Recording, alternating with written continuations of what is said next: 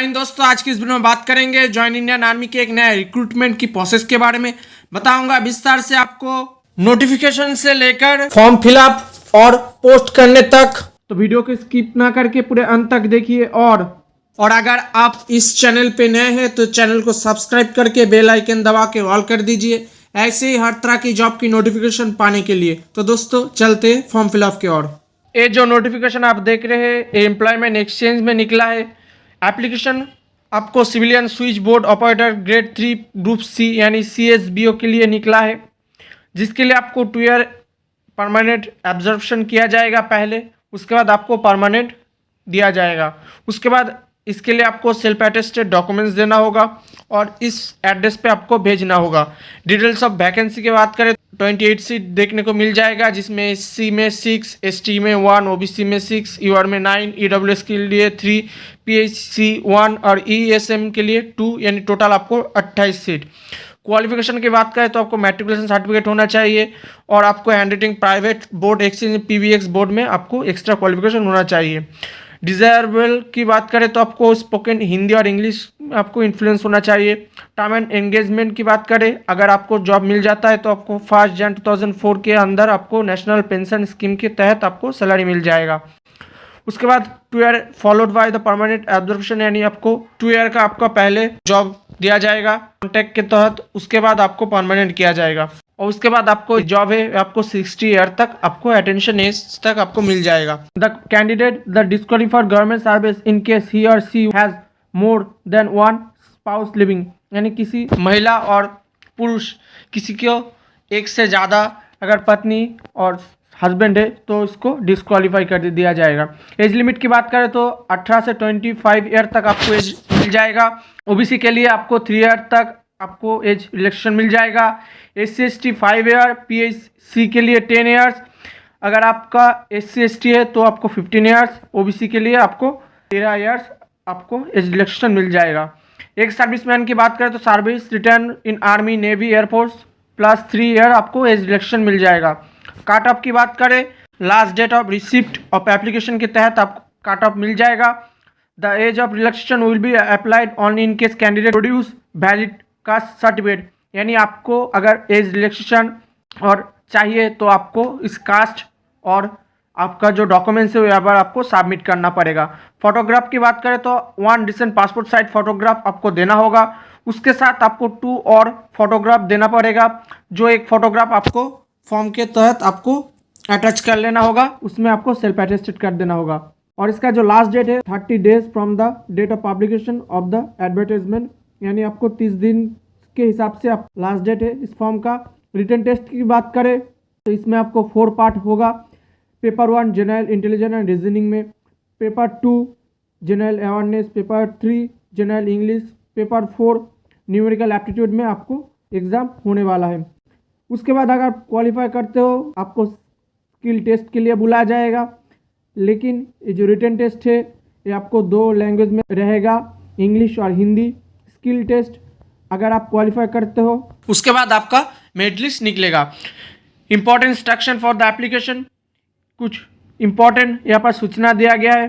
उसके बाद only shortlist candidate based on performance and written examination, कुछ शॉर्टलिस्ट कैंडिडेट रिटन एग्जाम के लिए बुलाया जाएगा और अगर आप पास करते हो तो आपको स्किल टेस्ट के लिए बुलाया जाएगा। The date of written test and skill test will be intimated to eligible application only, यानी जो रिटन टेस्ट और स्किल टेस्ट वो एलिजिबल एप्लीकेशन फॉर्म वालों के लिए एप्लीकेबल होगा।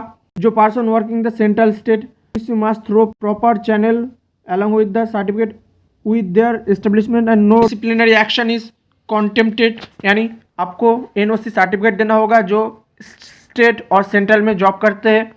The selection board shall not be responsible for any postal delay, selection board आपको इस फेलियर और पोस्टल डिले के बारे में कोई रिस्पॉन्सिबल नहीं है। The candidate must clear superscribe application for the post of GSBO grade 2, यहाँ पर आपको जो इन्वेलप होगा उसमें आपको देना पड़ेगा, यहाँ पर आपको लिख के देना पड़ेगा। मैं फॉर्म फिलअप जब बताऊंगा तो आपको विस्तार से बताने वाला हूँ। तो candidate applying for the post of enclose following certificate documents, इसमें आपको फॉर्म फिलअप करने के लिए सेल्फ अटेस्टेड फोटोकॉपी होना चाहिए। मैट्रिकुलेशन सर्टिफिकेट और मार्कशीट के तहत एजुकेशन क्वालिफिकेशन और टेक्निकल क्वालिफिकेशन के तहत आपको सर्टिफिकेट लगेगा। एक्सपीरियंस सर्टिफिकेट है तो आपको देना होगा, रेसिडेंशियल सर्टिफिकेट आपको देना होगा, certificate of prescribe format support in their claim and belonging to the reserve category ESM category, copy the discharge certificate, यानी आपको अगर ESM यानी डिस्चार्ज सर्टिफिकेट मिलता है तो यहाँ पर उसको भी अटैच करना पड़ेगा। उसके बाद two self address envelope duly affix postal stamp ₹10, यानी आपको एक मेन इन्वेलप के साथ 2 और इन्वेलप देना पड़ेगा जिसमें आपको ₹10 का स्टैम्प चिपकाना पड़ेगा।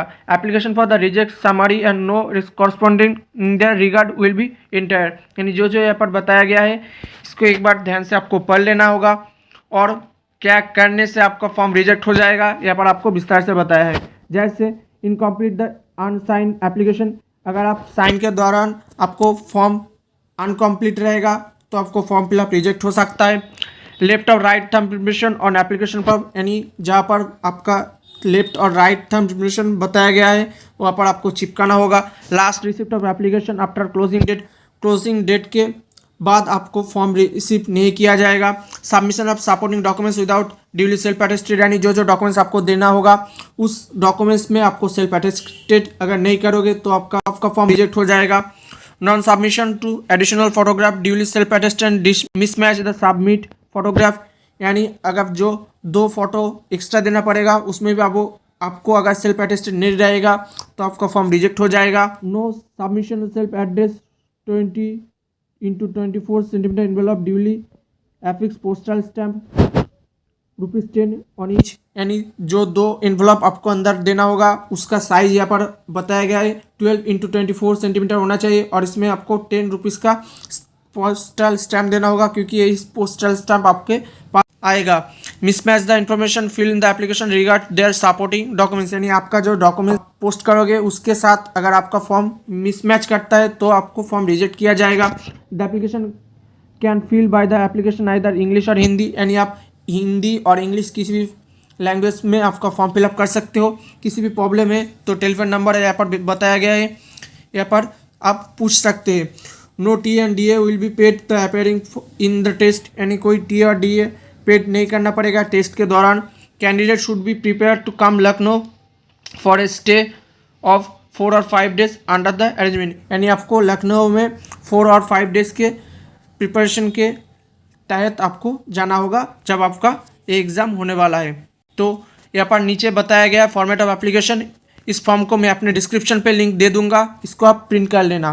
तो इस फॉर्म को आपको पास होना चाहिए, तो पहले आपके पास एक फॉर्म होना चाहिए, मैं अपने डिस्क्रिप्शन पे लिंक आपको प्रोवाइड कर दूंगा। तो इस फॉर्म को प्रिंट करने के बाद आपके पास पहले यहाँ पर रेफरेंस न्यूज़पेपर नेम लिखना पड़ेगा, एम्प्लॉयमेंट न्यूज़, एडवर्टाइजमेंट नंबर लिखना पड़ेगा 49/59 और इसका डेट लिखना पड़ेगा 5 से 11 मार्च तक। और इसके बाद आपका name of candidate block letter में आपका नेम लिखना पड़ेगा, जो मैट्रिकुलेशन और SSC सर्टिफिकेट के द्वारा है वही नाम यहाँ पर आपको लिखना होगा। फादर्स और हस्बैंड नेम पे आपका नेम लिखना होगा, मदर्स नेम पे आपका माताजी का नेम, 6 मेल और फीमेल यहाँ पर आपको लिखना होगा। डेट ऑफ बर्थ आपको आपका डेट ऑफ बर्थ लिखना होगा, डेट मंथ और ईयर के हिसाब से as per the matriculation certificate के द्वारा। Age of the on closing date of receipt of application, यानी इसका जो लास्ट डेट है इसके लास्ट डेट के हिसाब से यहाँ पर आपका डेट लिखना होगा। कैसे लिखना है मैं आपको बताता हूँ। एज कैलकुलेट करने के लिए पहले आपको गूगल क्रोम ओपन कर लेना होगा। गूगल क्रोम ओपन करने के बाद आपको टाइप करना पड़ेगा एज कैलकुलेटर। एज कैलकुलेटर जैसे आप क्लिक करोगे आपके सामने जो पहला आ जाएगा उस पर आपको क्लिक कर देना होगा। तो आने के बाद आपको यहाँ पर एज कैलकुलेटर पर क्लिक करना होगा। जैसे आप क्लिक करोगे उस पेज पे आने के बाद आपको डेट ऑफ बर्थ पे आपका डेट ऑफ बर्थ लिखना होगा। पहले आपका मंथ सिलेक्ट करना होगा, उसके बाद आपका डेट सिलेक्ट करना होगा, उसके बाद आपका जो ईयर है यहाँ पर आपको लिख लेना होगा। उसके बाद age at the date of पर आपका यहाँ पर लास्ट डेट लिखना होगा। इसका लास्ट डेट है April 3, 2022। यहाँ पर लिखने के बाद आपको कैलकुलेट पे क्लिक करना होगा। जैसे आप कैलकुलेट पे क्लिक करोगे यहाँ पर आपका एज कैलकुलेटर पे जो एज है यहाँ पर आपको लिख लेना होगा। तो उस डेट को लिखने के बाद आपके पास आपका कैटेगरी लिखना होगा। अगर आप SC ST OBC PHC EWS ESM से कोई है तो यहाँ पर आपको लिखना होगा। ध्यान रखना उस फोटोकॉपी को आपको अटैच करना होगा विथ सेल्फ अटेस्टेड। उसके बाद आपका नेशनलिटी लिखना होगा, पोस्ट एड्रेस लिखना होगा, पिन कोड लिखना होगा, आपका मोबाइल नंबर, लैंडलाइन और विथ एसटीडी कोड है तो यहाँ पर आपको लिखना होगा। एक्सपीरियंस सर्टिफिकेट आपके पास है तो यहाँ पर आपको लिखना होगा, नहीं तो आपको नो कर देना होगा। Other government servant if yes तो इस डिटेल्स पोस्ट हेल्ड, यानी अगर आप गवर्नमेंट सर्वेंट है तो यहाँ पर आपको यस लिखना होगा और उसके हिसाब से यहाँ पर आपको डिटेल्स भर देना होगा। और डिटेल्स भरने के बाद आपको उस फोटोकॉपी को अटैच करके सेल्फ अटेस्टेड देना होगा। और अगर आप सेल्फ गवर्नमेंट सर्वेंट है तो आपको एनओसी सर्टिफिकेट भी अटैच करना होगा। उसके बाद आपको details of academic and technical performance qualification यहाँ पर आपको लिखना होगा। ध्यान रखना उस फोटोकॉपी को आपको अटैच करके सेल्फ अटेस्टेड भी करना होगा। उसके बाद आपको डिक्लेरेशन फॉर्म पे यहाँ पर आपको सिग्नेचर कर देना होगा। आप चाहे तो यहाँ पर आप पढ़ सकते हैं, यहाँ पर आपका लेफ्ट थंब इंप्रेशन देना पड़ेगा। अगर आप मेल है तो यहाँ पर आपको लेफ्ट थंब इंप्रेशन देना पड़ेगा, अगर आप फीमेल है तो यहाँ पर आपको राइट थंब इंप्रेशन देना पड़ेगा। उसके बाद यहाँ पर आपको self attested photocopy birth certificate इसके फॉर्म के पीछे अटैच कर देना होगा। एजुकेशन क्वालिफिकेशन और टेक्निकल क्वालिफिकेशन है तो उसके पास आपको अटैच कर देना होगा। Experience certificate, residential certificate, caste यानी ईएसएम कैटेगरी अगर आपके पास है, डिस्चार्ज सर्टिफिकेट तो अटैच कर देना होगा। Two self address envelope duly affix postal stamp 10 rupees के साथ आपको अटैच कर देना होगा। उसके बाद आपको यहाँ पर affix latest passport size photography देना होगा विथ सेल्फ अटेस्टेड। फोटो चिपकाने के बाद यहाँ पर आपको क्रॉस सिग्नेचर कर देना होगा और इसके साथ आपको 2 और फोटो भी देना होगा सेम। आपके पास ऐसा 3 इनवलप होना चाहिए, एक बड़ा और 2 छोटा इनवलप आपके पास होना चाहिए, जिसका साइज आपको नोटिफिकेशन में मैंने बता दिया।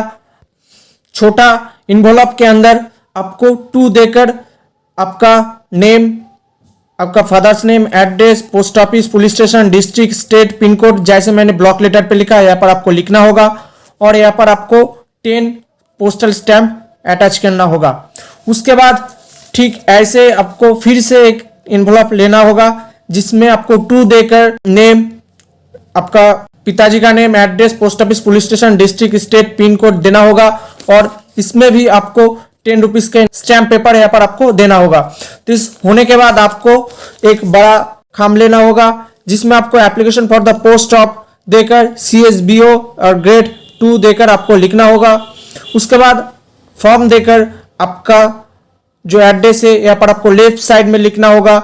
यहाँ पर ऐसे ही नेम, आपका पिताजी का नेम, केयर ऑफ देकर address, police station, post office, district, state, pin यहाँ पर आपको लिखना होगा। ध्यान रखना इस बड़ा वाला खाम में 2 देकर आपको जो एड्रेस है यहाँ पर बताया गया है और नोटिफिकेशन भी बताया गया है, उस पर आपको यहाँ पर लिखना होगा ब्लॉक लेटर में। ध्यान रखना यहाँ पर जो फॉर्म देकर आपने लेफ्ट साइड में आपका एड्रेस लिखा, इस छोटा वाला खाम में आपको राइट पे 2 देकर यही एड्रेस आपको लिखना होगा, क्योंकि यही खाम पे आपका एडमिट कार्ड आएगा। तो सारे होने के बाद यहाँ पर आपका जो एजुकेशन क्वालिफिकेशन, एक सर्विसमैन है तो एक सर्विसमैन का डिस्चार्ज सर्टिफिकेट, एनओसी सर्वेंट अगर है तो आपको एनओसी देना पड़ेगा, कास्ट सर्टिफिकेट, आपका documents, Aadhaar card, voter card, experience certificate जो भी है यहाँ पर आपको देकर ऐसे ही आपको सेल्फ अटेस्टेड देना होगा। सेल्फ अटेस्टेड देने के बाद आपको पहले आपका जो फॉर्म है यहाँ पर आपको फिलअप करके, तो होने के बाद सारे फॉर्म फिलअप होने के बाद यहाँ पर आपको एक फोटो और 2 फोटो यहाँ पर आपको देना होगा। तो देने के बाद तो ऐसे आपको चिपकाने के बाद ऐसे आपको 2 फोटो और एक फोटो ऐसे फोल्ड कर देना होगा। फोल्ड करने के बाद बड़ा वाला खाम के अंदर 2 इन्वलप और इस फॉर्म को ऐसे अंदर कर देना होगा। तो करने के बाद आपको ऐसे फोल्ड करके देना पड़ेगा। तो दोस्तों आज के लिए इतना ही। वीडियो का अच्छा लगा तो लाइक करें, कमेंट करें, दोस्तों में शेयर करें और किसी भी प्रॉब्लम है तो कमेंट सेक्शन में जरूर बताना। आज के लिए इतना ही। जय हिंद, वंदे मातरम, भारत माता की जय।